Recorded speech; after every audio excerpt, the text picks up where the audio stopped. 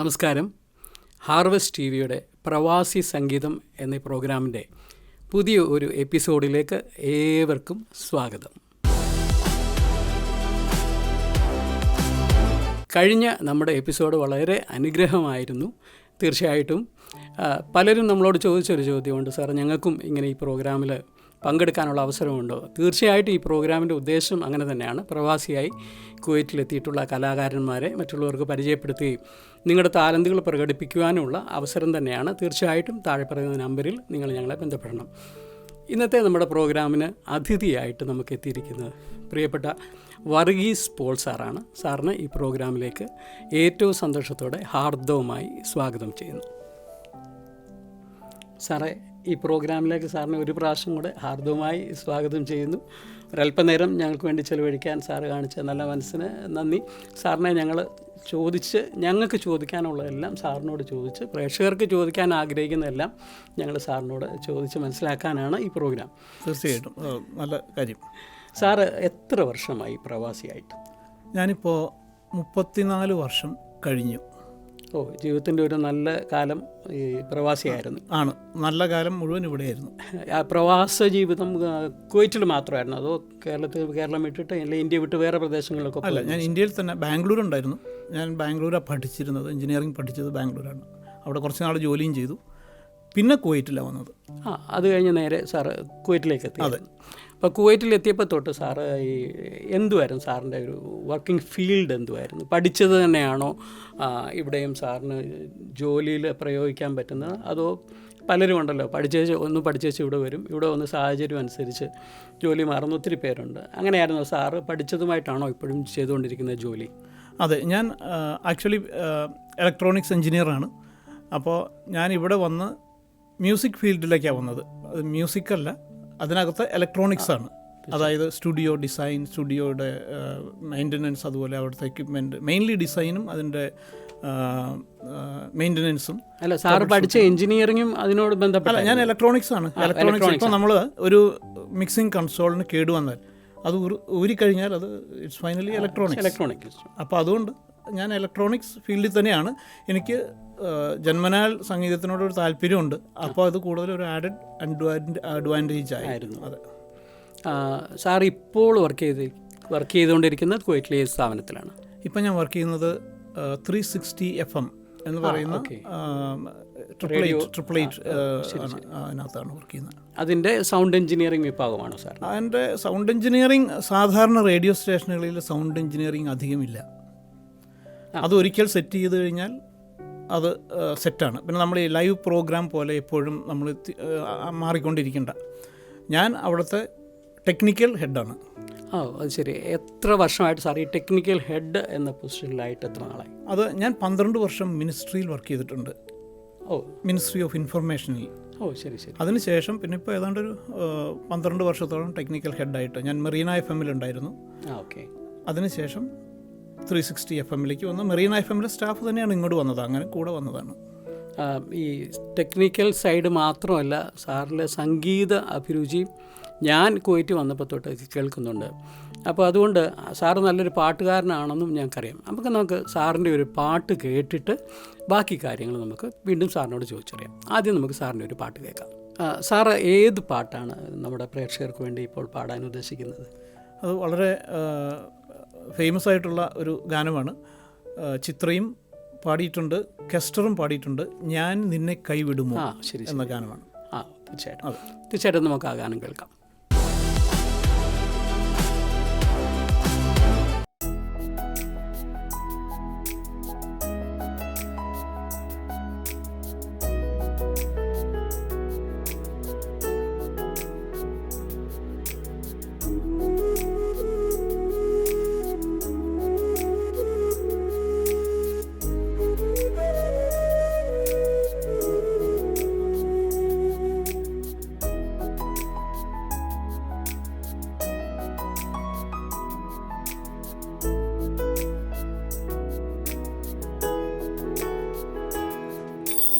ഞാൻ നിന്നെ കൈവിടുമോ ഒരു നാളും മറക്കുമോ ഞാൻ നിന്നെ കൈവിടുമോ ഒരു നാളും മറക്കുമോ? ആരു മറന്നാലും മറക്കാത്തവൻ അന്ത്യത്തോളം കൂടെയുള്ളവൻ. ആരു മറന്നാലും മറക്കാത്തവൻ അന്ത്യത്തോളം കൂടെയുള്ളവൻ. ഞാൻ നിന്നെ കൈവിടുമോ ഒരു നാളും മറക്കുമോ? ഞാൻ നിന്നെ കൈവിടുമോ ഒരു നാളും മറക്കുമോ?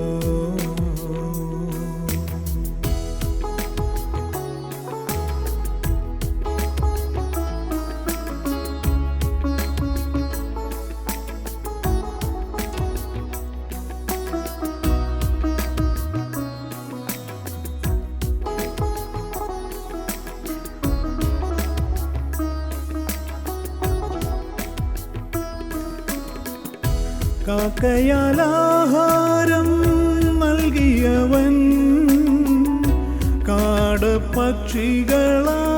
പോറ്റിയവൻ. കാക്കയാൽ ആഹാരം നൽകിയവൻ കാടപ്പക്ഷികളാൽ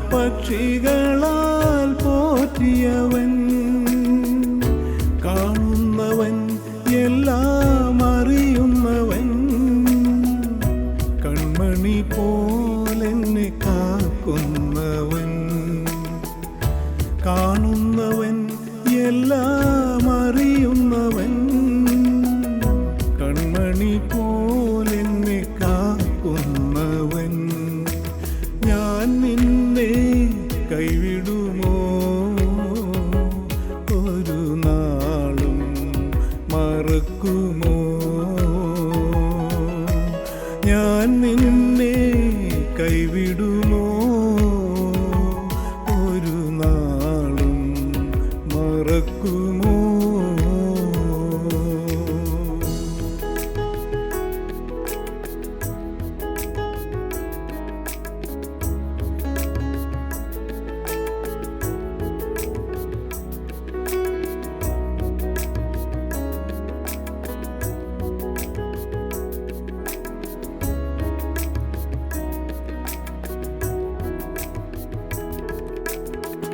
മരുഭൂമിയിൽ മഞ്ഞ ഒരുക്കിയവൻ മറയെ മധുരമായി തീർത്തവൻ.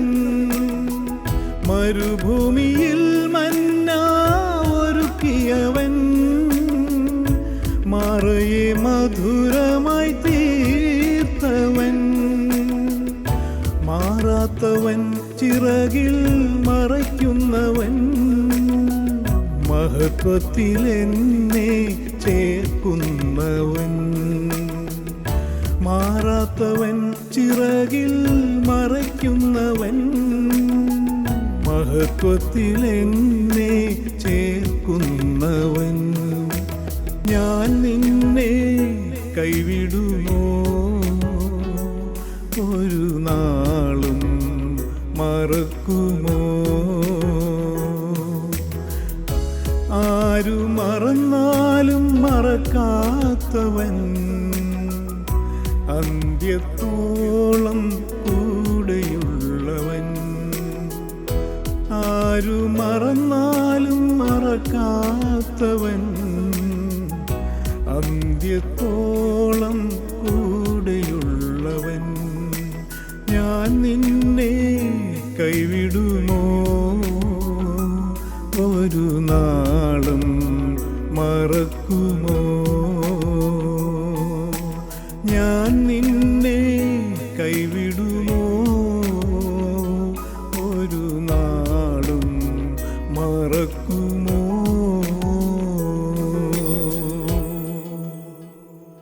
സാറേ, വളരെ നന്നായിട്ട് പാടി. വളരെ അനുഗ്രഹിക്കപ്പെട്ട ഒരു പാട്ടും കൂടെയായിരുന്നു. കാക്കയാൽ ആഹാരം നൽകിയവൻ കാടപ്പക്ഷികളാൽ പോറ്റി. ഇതൊക്കെ കേൾക്കുമ്പോൾ തീർച്ചയായിട്ടും ഇത് കേട്ട മനുഷ്യരുടെ മനസ്സിലൊരു സന്തോഷമുണ്ടാകും. സാർ അത് വളരെ ഹൃദ്യമായിട്ട് പാടുകയും ചെയ്തു. സാറെ കുറച്ചുകൂടെ കാര്യമായിട്ട് ചോദിക്കുമ്പോൾ സാറിൻ്റെ കുടുംബത്തെപ്പറ്റി ഒന്ന് പറയാമോ? പ്രേക്ഷകർക്ക് കേൾക്കാൻ ആഗ്രഹമുണ്ട്. കുടുംബം ഇവിടെയുണ്ടോ?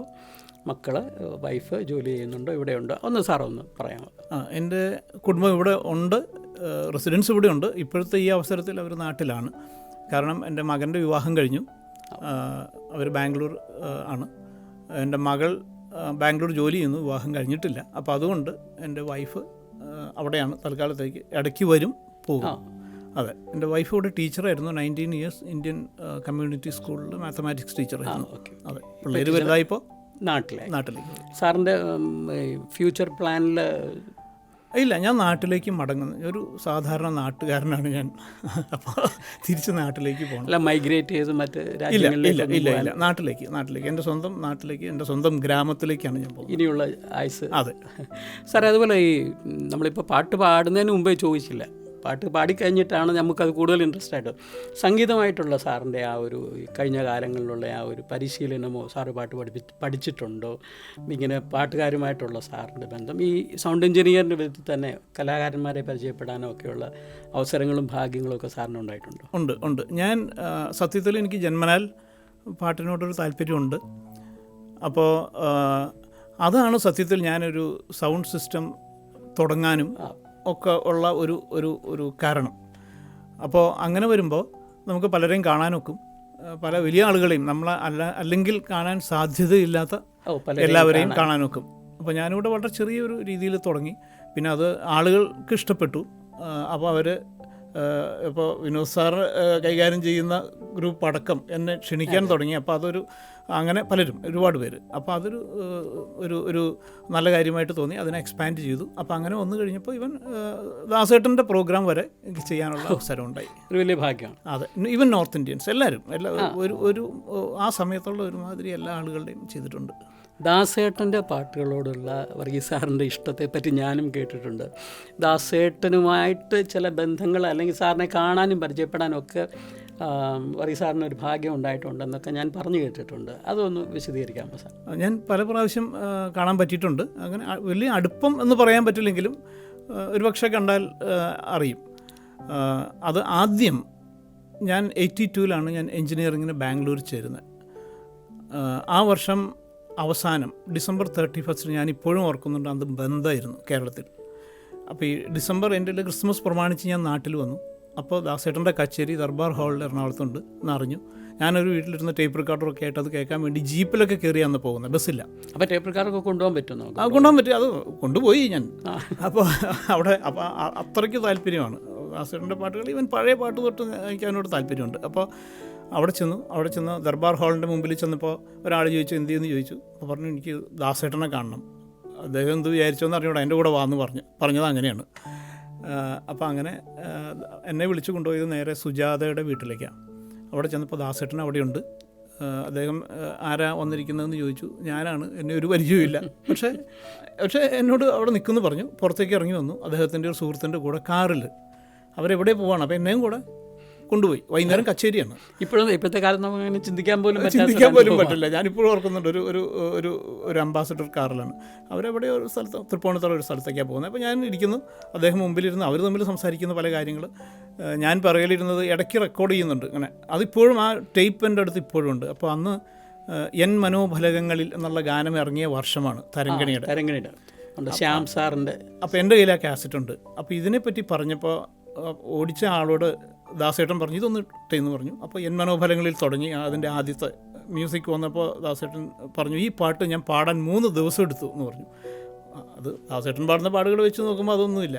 അപ്പോൾ അദ്ദേഹം പറഞ്ഞത് ആ പാട്ടിൻ്റെ ആരംഭം ശ്യാം സാറിൻ്റെ മ്യൂസിക്, സാം ജോസഫ് എന്നാണ് അദ്ദേഹത്തിൻ്റെ മ്യൂസിക്കിൻ്റെ പവറാണ്. അതുകൊണ്ട് ആ ഭാഗം വന്നു കഴിഞ്ഞപ്പോൾ തൊണ്ട ഇടറിപ്പോയി എന്നാണ് പറഞ്ഞത്. പാടാൻ പറ്റുന്നില്ല. 3ാമത്തെ ദിവസം പാടി എന്ന് പറഞ്ഞു. പിന്നെ അതുപോലെ ആ സമയത്ത് ഇറങ്ങിയ, ആ കൊല്ലം തന്നെ ഇറങ്ങിയ തരംഗിണിയുടെ ഓണപ്പാട്ടുകൾ ഇപ്പോഴും അത് വളരെ ഹിറ്റാണ്.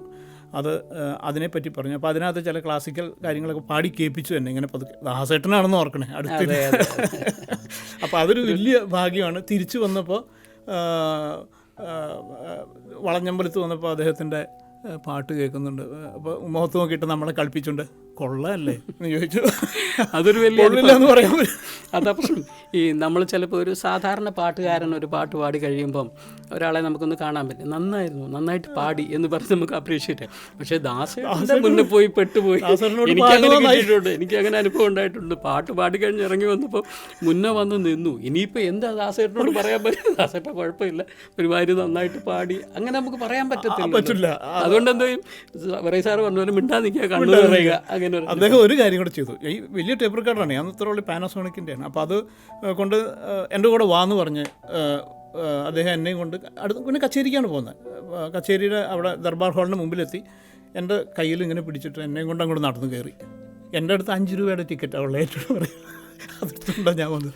അപ്പോൾ എന്നെ കൊണ്ട് കയറി നേരെ ദാസേട്ടൻ കൊണ്ടുപോയാൽ പിന്നെ VVIPസിൻ്റെ സീറ്റിലാണ്. അവിടെ ഇരുന്നു. ദൈവം എടുക്കുമ്പം 5 ടിക്കറ്റിന് 5000 വിലയാണ്. അതാണ് ഞാൻ പറഞ്ഞു വന്നത്.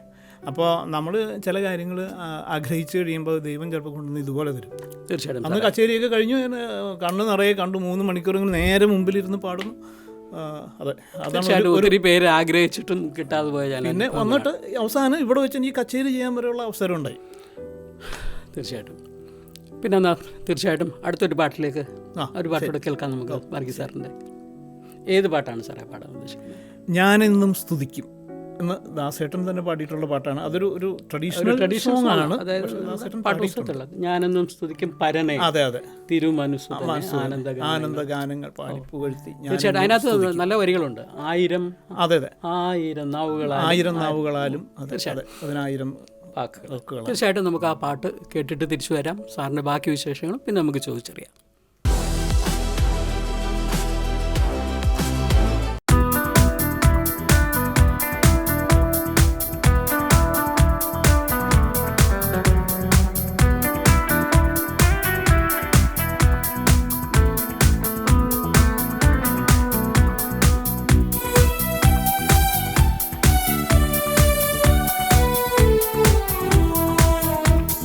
ഞാനെന്നും സ്തുതിക്കും എൻ പരനെ തിരുമനുസുതനെ ആനന്ദഗാനങ്ങൾ പാടി പുകഴ്ത്തി.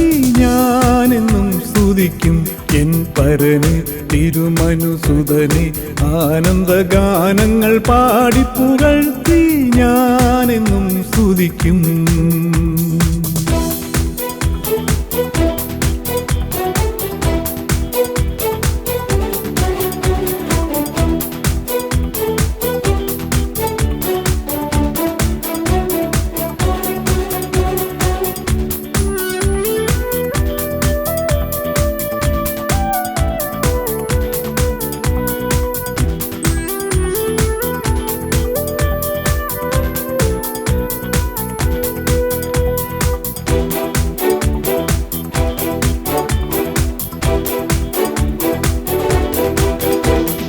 പാപത്തിൻ ശാപത്തിൽ നിന്നും എൻ്റെ പ്രാണനെ കാത്തവനെന്നും, പാപത്തിൻ ശാപത്തിൽ നിന്നും എൻ്റെ പ്രാണനെ കാത്തവനെന്നും, പാരിൽ തന്നൻപിനു തുല്യമില്ലൊന്നും.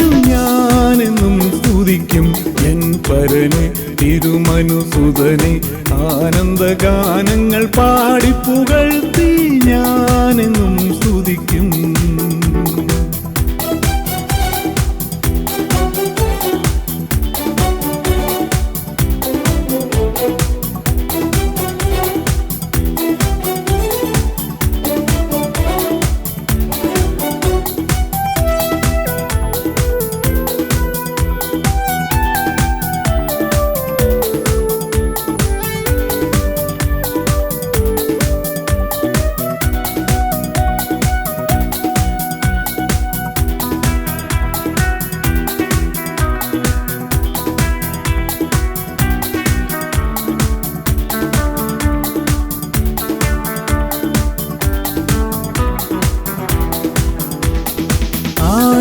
നാവുകളാലും 10,000 വാക്കുകളാലും, 1000 നാവുകളാലും 10,000 വാക്കുകളാലും, ആ ദിവ്യ സ്നേഹമവർണ്യമാരാലും ഞാനെന്നും സ്തുതിക്കും എൻ പരനെ തിരുമനുസുതനെ ആനന്ദഗാനങ്ങൾ പാടിപ്പുകഴ്ത്തി ഞാനെന്നും സ്തുതിക്കും എൻ പരനെ തിരുമനുസുതനെ ആനന്ദഗാനങ്ങൾ പാടിപ്പുകഴ്ത്തി ഞാനെന്നും സ്തുതിക്കും. സാറേ, പാട്ട് വളരെ നന്നായിരുന്നു. ഞാനെന്നും സ്തുതിക്കും അല്ലേ? നമ്മളെ സംബന്ധിച്ചോളം നമ്മുടെ ജീവിതത്തിലെ ഏറ്റവും വലിയ ആഗ്രഹമാണ് എന്നും സ്തുതിച്ചുകൊണ്ടിരിക്കും. മരിച്ചവരും മൗനതയിൽ ഇറങ്ങിയവരും യഹോവയെ സ്തുതിക്കുന്നില്ല എന്നൊരു വാക്കുണ്ട്. അപ്പോൾ ജീവനുള്ള നമ്മുടെ ഒരു ലക്ഷ്യം ദൈവത്തെ സ്തുതിച്ചുകൊണ്ട്. ആ പാട്ട് വളരെ അനുഗ്രഹമായി തീരട്ടെ, കേൾക്കുന്നവർക്ക് ഒരു പ്രത്യേക അനുഭവമായിട്ട് എന്ന് ഞങ്ങൾ വീണ്ടും പ്രാർത്ഥിക്കുകയും ചെയ്യും. സാറേ, ഒരു കാര്യം കൂടെ ചോദിച്ചോട്ടെ. ഈ കുവൈറ്റിൻ്റെ പ്രദേശത്തെ സൗണ്ട് സിസ്റ്റം സാറ് ഈ ഗാനമേളകൾക്ക് ചെയ്യാറുണ്ട്. കൂടാതെ ഞാൻ പല പ്രാവശ്യം കണ്ടിട്ടുള്ള ഈ ഗായക സംഘങ്ങൾ കൊയറുകൾ ചെയ്യുന്ന പ്രോഗ്രാമിനും സാറ് തന്നെ സൗണ്ട് സിസ്റ്റം ചെയ്യുന്നത്. ഇപ്പം ഗാനമേളയ്ക്കാണെങ്കിൽ ഓർക്കസ്ട്രാക്കാർ പാടുന്നവർ ഒരു വോക്കൽ കൊടുത്താൽ, പക്ഷേ ഇവിടുത്തെ കൊയറുകൾ ചെയ്യുമ്പോൾ അതും 50-60 പേര് വെച്ചുള്ള കൊയർ ചെയ്യുന്ന പ്രോഗ്രാമിനെ വളരെ ഭംഗിയായിട്ട്, അതും ഹാർമണൈസ് ചെയ്ത് പാടുന്ന പാട്ടുകളും ഒക്കെ വളരെ ഭംഗിയായിട്ട് സാറ് ചെയ്യുന്നതായിട്ട് ഞാൻ അനുഭവിച്ചിട്ടുണ്ട്. അപ്പോൾ അതിൻ്റെ പിന്നിലുള്ള ആ ഒരു പ്രയാസമോ അതിൻ്റെ പിന്നിലുള്ള ബുദ്ധിമുട്ടുകളോ, പണ്ടത്തെ പോലെ ചിലപ്പം നമുക്ക് പറയുന്ന പോലെ സമയത്ത് വെന്യൂ കിട്ടിയെന്ന് വരത്തില്ല, പ്രോഗ്രാമിന് കറക്റ്റ് ചിലപ്പോൾ ഒരു മണിക്കൂർ മുമ്പായിരിക്കും നമുക്കിത് പ്ലേസ് ചെയ്യാനൊക്കെയുള്ള സൗകര്യങ്ങൾ. അപ്പം അതിനകത്ത് സാറ് അനുഭവിച്ചിട്ടുള്ള ഒരു പ്രയാസം, അതിലെ നന്മകൾ, ബുദ്ധിമുട്ട്, അത് തീർച്ചയായിട്ടും കേൾക്കാൻ. കാരണം അധികം പേർക്ക് അറിയത്തില്ല. നമ്മൾ പ്രോഗ്രാമിന് ചെന്നിരിക്കുന്നു, പാട്ട് കേൾക്കുന്നു, നമ്മൾ ആകെ നോക്കുന്നത് ഹൗൾ ചെയ്യുമ്പോൾ മാത്രം നമ്മൾ തിരിഞ്ഞങ്ങോട്ട് നോക്കും, ആരാടാ സൗണ്ട് സിസ്റ്റം, അവൻ്റെ കുഴപ്പം കൊണ്ടാണ് ഇത് ഹൗൾ ചെയ്തെന്നുള്ളത്. അപ്പോൾ അതിനെപ്പറ്റി ഒന്ന് സാറ് ടെക്നിക്കൽ സൈഡൂടെ ചേർത്ത് ഒന്ന് പറഞ്ഞാൽ തീർച്ചയായിട്ടും പ്രേക്ഷകർക്ക് അത് കേൾക്കാൻ സന്തോഷമായിരിക്കും. അത് സൗണ്ടിൻ്റെ മേഖലകൾ പലതുണ്ട്. ഒന്ന് ചെറിയ പ്രസംഗം, മീറ്റിംഗ്, അതുപോലെയുള്ള കാര്യങ്ങൾ, പബ്ലിക് മീറ്റിംഗ്, അങ്ങനെയുള്ള ഒന്ന്. ഇന്ന് ചെറിയ മ്യൂസിക്, കച്ചേരി അല്ലെങ്കിൽ ചെറിയ ഗ്രൂപ്പ് സോങ് അങ്ങനെയുള്ളത്.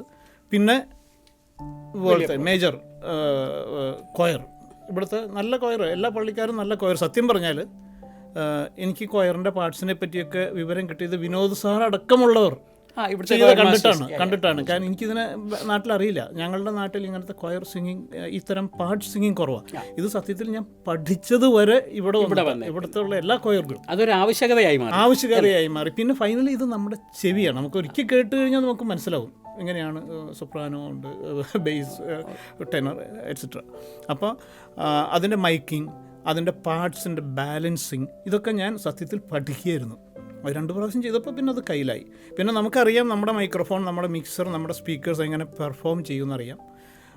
അങ്ങനെയാണ് അതിനെ കൈകാര്യം ചെയ്യുക. പിന്നെ ഗാനമേള പോലെയുള്ളത്, പ്ലസ് ഡ്രാമ വേറെ വലിയൊരു ഏരിയയാണ്. ഡ്രാമയുടെ ഡയലോഗ്സ് പിക്ക് ചെയ്യുക എന്നുള്ളത്, അതിൻ്റെ ടെക്നിക്ക് വേറെ. ഈ ഡ്രാമയൊക്കെ സാർ ലൈവാണ് ഞാൻ ചെയ്തിരിക്കുന്നത്. അത് ഇവിടുത്തെ മെയിൻ ഡ്രാമ ഗ്രൂപ്പുകളൊക്കെ ഈ ഡ്രാമയുടെ ഡയറക്ടേഴ്സ് അല്ലാതെ സമ്മതിക്കില്ല, നോർമലി സമ്മതിക്കില്ല. അത് പ്രീ റെക്കോർഡഡ് അല്ല, പ്രീ റെക്കോർഡഡ് വെച്ച് കഴിഞ്ഞാൽ അതുപ്പോൾ നമുക്കും ചെയ്യാം. ഇപ്പം ഡ്രാമയെ പറ്റി ഞാൻ അറിയാത്ത ആളാണ്. അല്ല, ഞാനും ഉണ്ട് സാറേ. എനിക്കൊരു സംശയം, ബാബുജി ബത്തേരി നാടകം ഞാൻ കണ്ടപ്പോൾ സാറായിരുന്നു മുന്നിൽ. ബാബുജി ബത്തേരിയൊക്കെ 100% ശരിക്കും നാടകത്തിൽ വളർന്നു വന്നവനാണ്. ബാബുജി ബത്തേരി സാറിനെ പറ്റി എനിക്ക് പറയാനുള്ളത്, അദ്ദേഹം ശബ്ദമില്ലാത്തവരെ ഡ്രാമയിലേക്ക് എടുക്കില്ല. ആദ്യം അത് പഠിപ്പിക്കും, ഡ്രാമയുടെ ഫസ്റ്റ് പാർട്ട്. അപ്പോൾ അതുണ്ടെങ്കിലേ കിട്ടുള്ളൂ. പിന്നെ ഡ്രാമയുടെ വേറെ വശങ്ങൾ അതിനൊന്നും നമുക്കൊന്നും അറിയില്ല.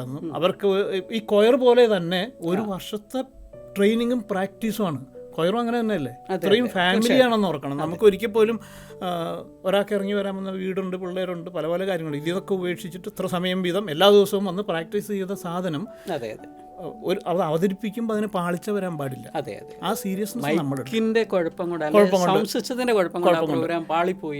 പറയാൻ പാടില്ല. കാരണം ഇതിൻ്റെ വേറൊരു കുഴപ്പം, നമ്മൾ ഇത്രയും മൈക്കുകളായിരിക്കും, 35-40 മൈക്രോഫോൺ ഉണ്ട്. ഈ മൈക്രോഫോണിൽ നിങ്ങൾ പാടുന്ന ശബ്ദം സ്പീക്കറിൽ നിന്ന് പിടിച്ചെടുത്ത് തിരിച്ച് വരുമ്പോഴാണ് ഈ ഹൗളിംഗ് വരുന്നത്. അത് ഇൻഫിനിറ്റ് ലെവലിലേക്ക് ആംപ്ലിഫൈ ചെയ്യണം. ഇതിൽ കിട്ടുന്ന സാധനം ആംപ്ലിഫൈ ചെയ്ത് അത് തിരിച്ച് ഇതിൽ വീണ് കഴിഞ്ഞാൽ അതിനെ വീണ്ടും എക്സ്പോണൻഷ്യലായിട്ട് കൂടും. അപ്പോഴാണ് ഈ ഹൗളിംഗ് വരുന്നത്. അപ്പോൾ നിങ്ങൾക്ക് കേൾക്കുകയും വേണം, എന്നാൽ തിരിച്ച് മൈക്കിൽ കൂടെ വരാനും പാടില്ല. അങ്ങനെ ഇത്രയും മൈക്കുകൾ ചെയ്യണം. അതുകൊണ്ടാണ് കൊയർ പാടുമ്പോൾ ഞങ്ങളുടെ ശബ്ദം കേൾക്കണില്ല എന്ന് അവർ പറയും. അവർ പറയുന്നത് ശരിയാണ്, പക്ഷെ അത് കൂടുതൽ കൊടുക്കാൻ പറ്റില്ല. പക്ഷേ ഇതൊക്കെ ബാലൻസ് ചെയ്ത് കൊണ്ടുപോകണം. ഈവൻ ഗാനമേളയാണെങ്കിലും അങ്ങനെ തന്നെയാണ്. ഓരോരുത്തർക്കും അവരവരുടെ ടോൺ കറക്റ്റ് ചെയ്യണം. ഗാനമേളയ്ക്ക് അങ്ങനെ ഒരു കാര്യം കൂടെ ഉണ്ട്. ഓരോ ഇൻസ്ട്രുമെൻറ്റും ടോൺ, മൃദംഗത്തിൻ്റെയൊക്കെ റൈറ്റ് സൈഡ് കറക്റ്റ് ആക്കണം, എന്നാലേ അതിൻ്റെ ഫീൽ വരും. അപ്പോൾ അതൊക്കെയാണ് ഇതിനകത്ത് ചാലഞ്ച്. അടുത്തത് ഒരു നല്ല എക്വിപ്മെൻറ്റ് വേണം. പിന്നെ എൻ്റെ ഈ ഇതിനകത്ത് ഉള്ള ഒരു വിജയം എന്ന് പറയുന്നത് എൻ്റെ കൂടെ ഉണ്ടായിരുന്ന ടെക്നിക്കൽ ആൾക്കാരാണ്. അവർ 100% സപ്പോർട്ടാണ്. എന്ത് പ്രശ്നം ഉണ്ടെങ്കിലും അവർ അപ്പോഴേ ശരിയാക്കാം, എൻ്റെ അടുത്ത് പറയുപോലുമില്ല. അതുപോലെ ഈ എക്യുപ്മെൻറ്റ്സ് സാറിൻ്റെ സ്വന്തമാണ്? എൻ്റെ സ്വന്തമാണ്. അതിപ്പോൾ എനിക്ക് ആദ്യം ഒരു ചെറുത് വാങ്ങിച്ചു. പിന്നെ ഇങ്ങനെ ആക്ച്വലി ഈ ലൈൻ അറേ തന്നെ 1-2 കുവൈറ്റുകൾക്ക് ഇവിടെ ഉണ്ടായിരുന്നുള്ളൂ. നമ്മുടെ ഇടയിൽ ആദ്യം കൊണ്ടുവന്നത് ഞാനാണ്. അതെ. ഒരു ചെറിയ കാര്യം കൂടെ പറഞ്ഞോട്ടെ. ഇവിടുത്തെ കുവൈറ്റിൽ നമ്മൾ ഇത്രയൊക്കെ ചെയ്യാൻ പറ്റുന്നത്, ഇവിടെ വെന്യൂ കിട്ടാനൊക്കെ വലിയ പ്രയാസം. സാറിന് അറിയാം, നമുക്ക് 1-2 മെയിൻ മെനുകളെ ഇവിടെ ഉള്ളൂ. അവിടെ 1 മണിക്കൂർ മുമ്പ് വരെ പ്രോഗ്രാമാണ്. അത് ക്ലീൻ ചെയ്ത് അവിടുന്ന് നമ്മുടെ ഈ സാധനങ്ങൾ വെച്ച് എല്ലാം ചെയ്തതിന് ശേഷമേ സൗണ്ട് സിസ്റ്റം ചെക്ക് ചെയ്യാൻ പറ്റും. എന്ത് പ്രശ്നം ഉണ്ടായാലും അത് റിഫ്ലക്റ്റ് ചെയ്യുന്നത് സൗണ്ടിലാണ്. ഞാൻ മാത്രമല്ല, ഇവിടെ നല്ല മിടുക്കന്മാരായിട്ടുള്ള സൗണ്ട് എഞ്ചിനീയർമാരും പിള്ളേരും ഉണ്ട്. ഇപ്പോൾ നന്നായിട്ട് ചെയ്യുന്നവരുണ്ട്. പക്ഷേ അവർക്കൊക്കെ ഒരു അവസരം വരണം. ഇത് വെക്കാനും ഒന്ന് പ്രാക്ടീസ് ചെയ്യാനും ഒന്ന് ബാലൻസ് ചെയ്യാനും അവസരം നമുക്ക് പലപ്പോഴും ഇല്ല. അങ്ങനെ ഒരു കുഴപ്പമുണ്ട്. അതാണ് ഇവിടുത്തെ കുഴപ്പം. ഗുണം, ഇവിടെ പവർ കിട്ടും നമുക്ക്. സാധാരണ പവർ കിട്ടും. അല്ലല്ല, കറണ്ട് അങ്ങനെ പോകില്ല. പവർ ഇവിടെ കിട്ടും. നമുക്ക് ഇവിടെ നിന്ന് എടുത്താൽ മതി. നാട്ടിലാണെങ്കിൽ ജനറേറ്റർ വേണം എന്ന് നോക്കാം. അപ്പോൾ ഗുണം ദോഷമുണ്ട്. അപ്പോൾ തീർച്ചയായിട്ടും സാറ് ഇവിടുന്ന് പോവുകയാണ് എന്നൊന്ന് പറഞ്ഞപ്പോൾ ഞങ്ങൾക്ക് മനസ്സിലൊരു ഭാരം പോലെ. അത് മനുഷ്യൻ്റെ വ്യക്തിപരമായ കാര്യങ്ങളാണ്. എന്നാലും സാർ ഇവിടെ ഉണ്ടായിരുന്ന കാലം മൊത്തം ഈ പ്രദേശത്തിന് വളരെ ഭംഗിയായിട്ട് ഈ പ്രദേശത്തെ കലാകാരന്മാരെ ചേർത്ത് നിർത്തുന്ന ഒരു വലിയ പ്രസ്ഥാനം സാറ് കൊണ്ടു നടന്നു എന്നുള്ളവർക്ക് വളരെ സന്തോഷം. അതുകൂടാതെ ഇന്ന് ഹാർവസ്റ്റ് ടി.വിക്ക് വേണ്ടി ഈ പ്രവാസി സംഗീതം എന്ന ഈ പ്രോഗ്രാമിലേക്ക് കുറച്ച് നേരം സാറ് ചെലവഴിച്ചു. കുറച്ച് നേരമെങ്കിലും ഞങ്ങൾക്ക് ഒത്തിരി കാര്യങ്ങൾ മനസ്സിലാക്കാൻ പറ്റി. ഒരുപക്ഷെ ഞങ്ങൾ പോലും ചിന്തിക്കാത്ത കാര്യങ്ങളെപ്പറ്റി മനസ്സിലാക്കാനും പറ്റി. ഈ ഒരു അറിവ് ഞങ്ങൾക്കും പ്രയോജനമാകട്ടെ. സാറ് കടന്നു ചെല്ലുന്ന മേഖലകൾ, ഒരു റിട്ടയർമെൻറ്റ് ജീവിതമാണെങ്കിൽ പോലും നമ്മളെപ്പോലൊന്നും ഇങ്ങനെ ചുമ്മാതിരിക്കാൻ പറ്റത്തില്ല. സാറ് ചെല്ലുന്നിടത്ത് വീണ്ടും അങ്ങനെ ഒരു വഴി തെളിച്ച് ഒരു മേഖല കണ്ടെത്തുവാനിടയാകട്ടെ. ഹാർവസ്റ്റ് ടി.വിക്ക് വേണ്ടി ഒരല്പനേരം ചിലവഴിച്ചതിലുള്ള നന്ദി അറിയിക്കുന്നു. സാറിന് എല്ലാവിധ നന്മകളും ഞങ്ങൾ നേരുന്നു. ഇവിടെ ഇത്രയും സമയം എനിക്ക് വേണ്ടി ഇൻവെസ്റ്റ് ചെയ്ത ഹാർവസ്റ്റ് ടി.വിക്ക് എൻ്റെ നന്ദി രേഖപ്പെടുത്തുന്നു. അത് വിനോദ് സാർക്ക് വളരെയധികം തിരക്കുള്ള ആളാണ്, എനിക്കറിയാം, നേരിട്ട് അറിയുന്നതാണല്ലോ. അപ്പോൾ ഇങ്ങനെയൊരു അവസരം തന്നതിന് വളരെ നന്ദി. ഇത് ആളുകളിലേക്ക് എത്തട്ടെ. എനിക്ക് പറയാനുള്ള കാര്യങ്ങളാണ് പറഞ്ഞത്, ചോദ്യത്തിൻ്റെ മറുപടിയാണ് പറഞ്ഞത്. അപ്പോൾ എന്തായാലും വളരെ സന്തോഷം. അതിൻ്റെ ടെക്നിക്കൽ ടീമിനും വളരെ നന്ദി. ഈ എപ്പിസോഡ് വൈൻഡപ്പ് ചെയ്യേണ്ട സമയമായി. വളരെ ഇൻഫോർമേറ്റീവായിട്ടുള്ള കാര്യങ്ങളെപ്പറ്റി ഒരു ഗസ്റ്റ് നമുക്ക് പറഞ്ഞു തന്നു. ഈ പ്രോഗ്രാം നിങ്ങൾക്ക് ഏറ്റവും അനുഗ്രഹമായി തീരട്ടെ എന്ന് ഞങ്ങൾ പ്രാർത്ഥിക്കുന്നു. വീണ്ടും ഒരു പ്രാവശ്യം കൂടെ ഞങ്ങൾ ഓർപ്പിക്കുന്നു, ഈ ഹോട്ട് സീറ്റിലേക്ക് നിങ്ങളെ ഞങ്ങൾ സ്വാഗതം ചെയ്യുകയാണ്. നിങ്ങൾ കുവൈറ്റിൻ്റെ പ്രദേശത്തുള്ള ഒരു കലാകാരനാണെങ്കിൽ, ക്രിസ്തീയ കലാകാരനാണെങ്കിൽ, തീർച്ചയായിട്ടും ഈ ഹോട്ട് സീറ്റ് നിങ്ങൾക്ക് വേണ്ടി കാത്തിരിക്കുകയാണ്. നിങ്ങൾ ഞങ്ങളുമായി ബന്ധപ്പെടുക, താഴെ കൊടുത്തിരിക്കുന്ന നമ്പറിൽ വിളിക്കുക. തീർച്ചയായിട്ടും നമുക്ക് ഒരുമിച്ച് ഈ പുതിയൊരു എപ്പിസോഡ് വീണ്ടും ഒരാളുടെ പാട്ടിൻ്റെ അനുഭവങ്ങളും ആയിട്ട് നമുക്ക് വീണ്ടും കാണാം. അതുവരെ നന്ദി, നമസ്കാരം.